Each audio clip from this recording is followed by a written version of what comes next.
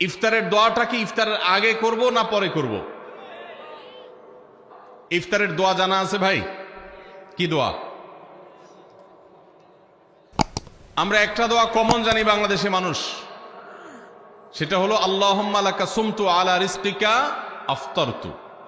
এটাও হাদিসে বর্ণিত হয়েছে, কিন্তু হাদিসের সনদ নিয়ে অনেকে কোনটা নিয়ে আলাপ তুলেছেন, প্রশ্ন তুলেছেন। আল্লাহুম্মা লাকা সুমতু মানে হলো, হে আল্লাহ, আপনার উদ্দেশ্যে রোজা রেখেছি, ওয়া আলা রিজকিকা আফতারতু, এবং আপনার দেওয়া রিজিক দিয়ে ইফতার করেছি।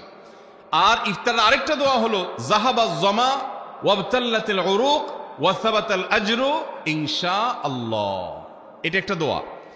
যদি এগুলো দোয়ামূলক নয়, আমরা দোয়া বলছি, এটা মূলত আল্লাহর কাছ থেকে একটা প্রত্যাশা।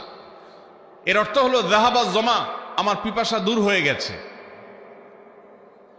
ওয়াবতাল্লাতিল উরুক, আমার শিরা উপশিরাগুলো সব সিক্ত হয়ে গেছে। ওয়া সাবাতাল আজরু ইনশাআল্লাহ, এবং আল্লাহ চাহেন তো এই রোজার বিনিময় আমার সাব্যস্ত হয়ে গেছে আল্লাহর কাছে, এটা স্থির হয়ে গেছে। এটা হলো ইফতারের দোয়া। ইফতারের দোয়াটা কি ইফতারের আগে করব না পরে করব? ইফতারের দোয়াটা যারা ইফতারের আগে করার পক্ষে তারা হাত তোলেন। অল্প সংখ্যক মানুষ। আর বাকিরা সবাই কি পরের পক্ষে না মাঝখানের পক্ষেও আছেন লোক? সব পরের। মাশাআল্লাহ, সব সূক্ষ্ম সূক্ষ্ম মাসআলা দেখি গাবতলী মানুষ জানে, মাশাআল্লাহ, অনেক অগ্রসর দেখা যায়। আল্লাহ আমাদের সবাইকে দিনের জন্য কবুল এবং মঞ্জুর করুন, মাশাআল্লাহ। ভাইরা আমার, ইফতারের দোয়াটা ইফতারের পরে করতে হয়, যেটা বেশিরভাগ মানুষ জানে না, কিন্তু আমি অবাক হলাম যে এখানে বেশিরভাগ মানুষ আপনারা জানেন, মাশাআল্লাহ, নলেজেবল মানুষ, বোঝা গেছে। ইফতারের দোয়ার অর্থের দিকে তাকালেই তো বোঝা যায় এটা আগে না পরে। দোয়ার অর্থের মধ্যে তাকালে আমরা দেখতে পাচ্ছি যে আল্লাহ শিরা উপশিরা সিক্ত হয়ে গেছে, পিপাসা দূর হয়ে গেছে, এগুলো তো ইফতারের পরেই হয়। অবশ্য আমি অর্থ আগে বলে দিছি, সেটা দেখে হয়তো আপনারা অনেকে বুঝে ফেলছেন, মাশাআল্লাহ।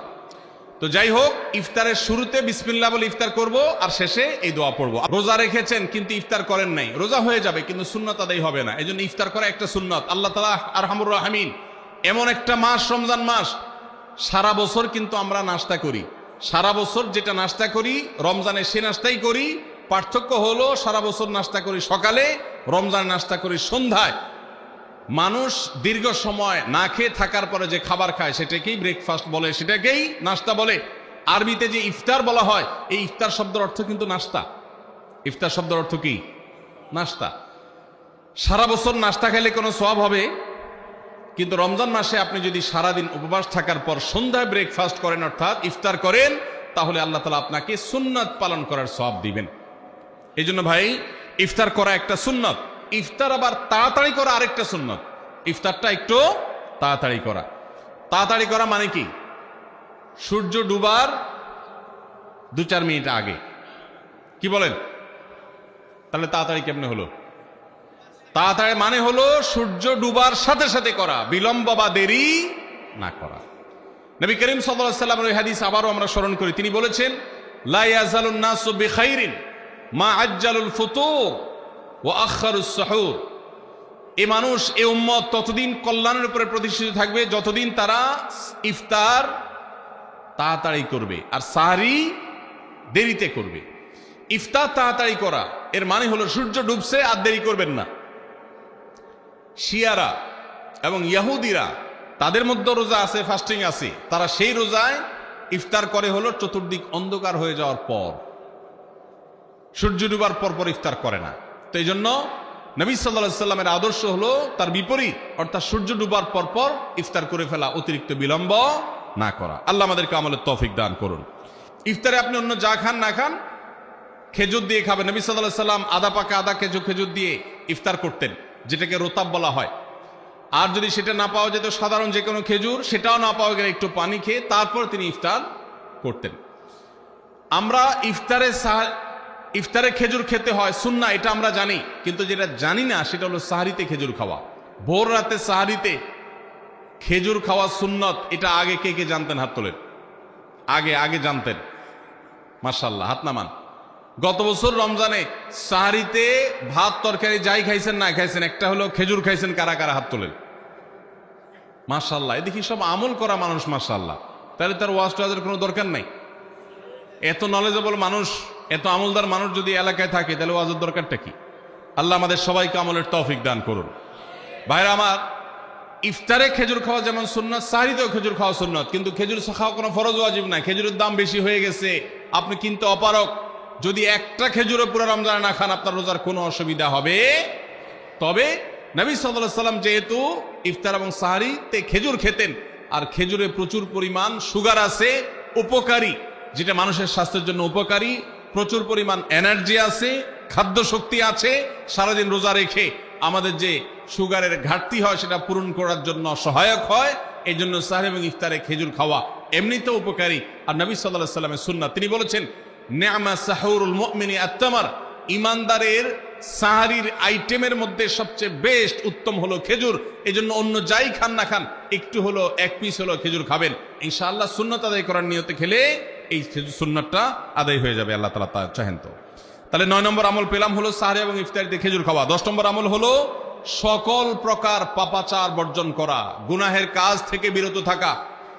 এইটা হলো রমজান মাসের দ্বিতীয় সর্বোচ্চ গুরুত্বপূর্ণ আমল। সিরিয়ালে আমরা 10 নম্বরে বলেছি, কিন্তু 27টা রমজানের স্পেশাল আমলের মধ্যে সবচেয়ে গুরুত্বপূর্ণ আমল হলো রোজা রাখা, আর দ্বিতীয় সর্বোচ্চ গুরুত্বপূর্ণ আমল হলো সব ধরনের পাপাচার বর্জন করা, গুনাহের কাজ ত্যাগ করা। যদি কেউ রমজানে রোজা রাখে আবার চোখ দিয়ে হারাম জিনিস মোবাইলে দেখে, স্ক্রিনে দেখে, পত্রিকার পাতায় দেখে, অফলাইনে দেখে, পরনারীর দিকে তাকায় থাকে, সে যদি কান দিয়া হারাম জিনিস শুনে, গান বাদ্য এই সমস্ত কিছু সে যদি উপভোগ করে, তাহলে তার এই রোজা আর উপোস থাকার মধ্যে কোনো পার্থক্য। মনে রাখবেন, রোজা শুধু পেটের হয় না, রোজা চোখের হয়, রোজা কানের হয়, রোজা হাতের হয়, রোজা মুখের হয়, রোজা শরীরের প্রত্যেকটা অঙ্গ প্রত্যঙ্গের হয়। একজন মানুষ যখন তার পুরো শরীরে রোজা করে, সে যখন সকল অঙ্গ প্রত্যঙ্গ দিয়ে আল্লাহর আনুগত্য করে, আল্লাহর নাফরমানি থেকে বেরিয়ে আসে, তখন সে সত্যিকারের রোজাদার হয়। আর যে শুধুমাত্র দিনের বেলায় পানাহার বর্জন করে, যৌনাচার বর্জন করে, আর সমস্ত পাপাচার অপকর্ম সে যথারীতি অন্য সময়ের মতো রমজান মাসেও করে, এই রোজাদার পেটের রোজা রেখেছে কিন্তু তার শরীরের অন্য অন্য অঙ্গ প্রত্যঙ্গগুলো আল্লাহর কথা শুনে নাই, সো সেগুলো কিন্তু রোজা রাখে নাই। এই রোজা আল্লাহর কাছে মাকবুল এবং গ্রহণযোগ্য রোজা হতে পারে না। অতএব আমরা রমজান মাসে সব ধরনের গুনাহের কাজ বর্জন করবো তো ইনশাআল্লাহ। প্রিয় ভাইরা আমার, রোজা কিন্তু আমাদের সাথে কথা বলে। রোজার ভাষা আমরা অনেকে জানি না, কি বলে সেটা অনেকে বুঝি না, কিন্তু রোজা আমাদের সাথে কথা বলে। কি কথা? সিয়াম শব্দের অর্থ, আমরা যেটাকে রোজা বলছি সেটা কোরআনের ভাষায় বলা হয় সিয়াম, হাদিসে বলা হয়েছে সেটাকে সওম বা সিয়াম। এই সওম বা সিয়াম একই শব্দ, এর অর্থ হলো বিরত থাকা। এর অর্থ হলো কি ভাই? বিরত থাকা, ব্রেক দিতে জানা। আল্লাহ রাব্বুল আলামিন রোজার মতো ইবাদত দিয়েছেন আমাদেরকে জীবনে ব্রেক দেওয়ার অভ্যাস গড়ে তোলার জন্য। আমরা যেন ব্রেক দিতে শিখি, আমরা যেন থামতে শিখি, আমরা যেন নিজেদেরকে নিয়ন্ত্রণ করতে শিখি। ইসলামের যে বৈশিষ্ট্য, ইসলামের যে বিউটি, ইসলামের যে সৌন্দর্য, সেটা হলো ইসলাম পৃথিবীর মানুষকে আত্মনিয়ন্ত্রণ করবার কথা বলে। আজ ভোগবাদী পৃথিবীর যেদিকে তাকাবেন, চতুর্দিকে দেখতে পাবেন শুধু ভোগের হাতছানি। দুনিয়াটা মস্ত বড়, খাও দাও আর ফুর্তি করো, শুধুমাত্র ফুর্তি ফুর্তি এবং ফুর্তি, ভোগ এবং ভোগ এবং ভোগ। গোটা পৃথিবী আপনাকে ভোগের কথা বলবে, ত্যাগের কথা বলবে না। ইসলাম আপনাকে ত্যাগের কথা বলে। আপনি ঈদ উদযাপন করবেন, ঈদ উল ফিতর, সেখানে পর্যন্ত ইসলাম বলে আগে গরিবের বাসায় ফিতরা পৌঁছাবে, তারপর তুমি ঈদগাহে যাবে, ঈদের আনন্দ করবে। আপনি কোরবানির ঈদে পশু জবাই করে গোশত খাবেন, উৎসব করবেন। ইসলাম বলে ভালো কথা, তুমি উৎসব করবে, তোমাকে উৎসব করতেই দেওয়া হয়েছে, কিন্তু আগে গরিবের বাসায়ও গোশত পাঠাবে ঈদের, সেটা নিশ্চিত করবে, তার পাশাপাশি তুমি ঈদ উদযাপন করবে। আমরা যে রমজানের রোজা রাখি, এই রোজা আমাদেরকে বিরত থাকার কথা বলে। সেই বিরত থাকাটা কি? সেটা হলো আমরা যখন রোজা রাখি আমাদের পিপাসা হয়, আমাদের ক্ষুধা লাগে, পিপাসা হয়, আবার হাতের সামনে হয়তো পানিও আছে। আমার ক্ষুধা লাগে, হাতের সামনে হয়তো খাবারও আছে, কেউ দেখছেও না, সিসি ক্যামেরাও নেই, বদ্ধ রুমে কক্ষের মধ্যে, কিন্তু আমি রোজাদার। কোন রোজাদার রোজার মধ্যে খায়, পান করে? কেন? কারণ সে জানে আল্লাহ নিষেধ করেছেন।